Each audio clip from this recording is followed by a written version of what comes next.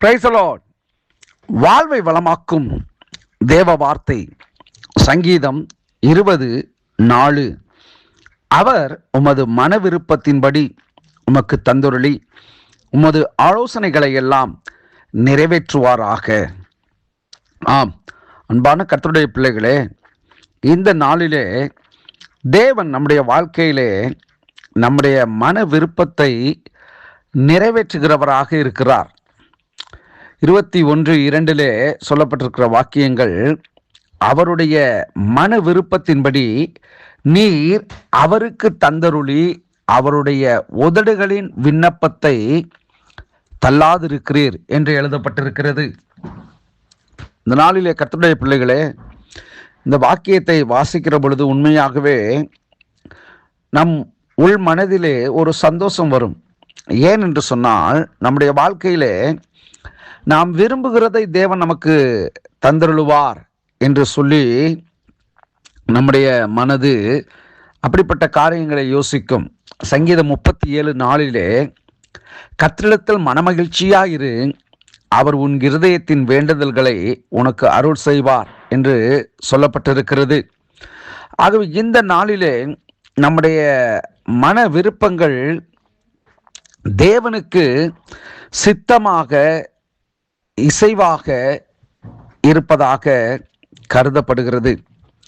நம்முடைய விருப்பம் அவருடைய சித்தத்திற்கு எதிராக இருந்தால், அவர் நாம் விரும்புவதை கொடுக்கும்போது அது நம்மை நிச்சயமாக காயப்படுத்தலாம்.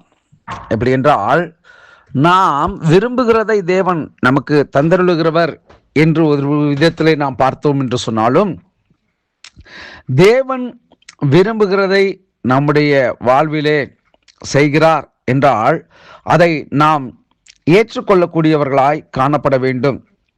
சமீபத்திலே ஒரு சபையிலே பார்த்தீர்கள் என்று சொன்னால், திருமணமாகி சில நிர்பந்தமான நிலையிலே 2 குழந்தைகளுடன் தவிர்க்கப்பட்ட ஒரு பிள்ளை அவருடைய வாழ்க்கையில் 2வது திருமணத்திற்காக முடிவுகள் எடுக்கப்படுகிற சூழ்நிலையிலே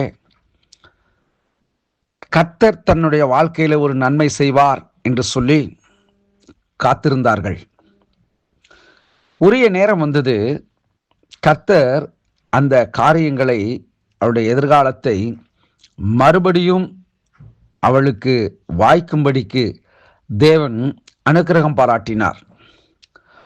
அப்போ இதை நான் ஏன் சொல்றேன் அப்படின்னா, நம்முடைய விருப்பத்தை தேவன் பார்க்கிறார். சில நேரங்களில் ஆகாத காரியங்களை நாம் விரும்பி கர்த்தர் அதை நிறைவேற்றாமல் இருந்தால் நாம் கர்த்தரை குறை சொல்லிக்கிட்டு இருப்போம்.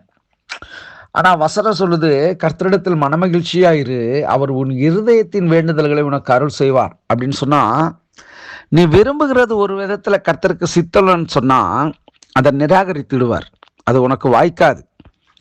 சிலர் வாய்க்காத காரியங்களை பிடிச்சி வச்சுக்கிட்டு என்ன பண்ணுவாங்க, தவிச்சுக்கிட்டு இருப்பாங்க. இது ஆகணும், இது நடக்கணும், இது கிடைக்கணும் அப்படின்னு சொல்லி. அது ஒரு நாளும் நடக்காது. தேவ சித்தத்துக்கு எதிராக நம்மால் செயல்படவே முடியாது. அப்படி செயல்பட்டோம் அப்படின்னா அதனுடைய பின்விளைவுகளை நாம தான் அனுபவித்து ஆக வேணும். நம்ம கர்த்தருக்கு நம்மளை ஒப்பு கொடுத்தோம் அப்படின்னு சொன்னால், அவர் ஏற்ற வேளையில் சமாதானமாக சந்தோஷமாக காரியங்களை அவரே நடப்பி வைப்பார். அதனால தான் சங்கீதம் 20:4 இன்றைக்கு கர்த்தர் உணர்த்தின இந்த வார்த்தையை உங்கள் மத்தியில் பேசுகிறேன். உங்களுடைய மன விருப்பத்தை தேவனிடத்தில் சொல்லுங்க. அது அவருக்கு சித்தம் என்று சொன்னால் அதை அவர் நமக்கு வாய்க்க செய்கிறவராக இருக்கிறார். அதனால உங்களுடைய விருப்பங்களை நான் சொல்லாமல் இருக்கலாமா, இது தெரியப்படுத்தாமல் இருக்கலாமா, அப்படி இல்லை, தெரியப்படுத்தலாம். ஆனால் கர்த்தர் உங்களுக்குன்னு வச்சிருக்கிறதான அந்த நன்மைகளை நீங்க சுதந்திரிக்க வேணும் என்பதை உணர்ந்து கொள்ளுங்க. நீங்க விரும்பினது தேவன் தருவார். ஆனால் அதனுடைய பின் விளைவுகளை அவருடைய சித்தம் இல்லாமல் நீங்க பெற்றுக்கொண்டீங்கன்னு சொன்னா அந்த விளைவுகளை நீங்க தான் அனுபவிக்கணும். ஏன்னா நீங்க கேட்டால் அது கொடுத்தேன் அப்படின்ற காரியமாகத்தான் போகும்.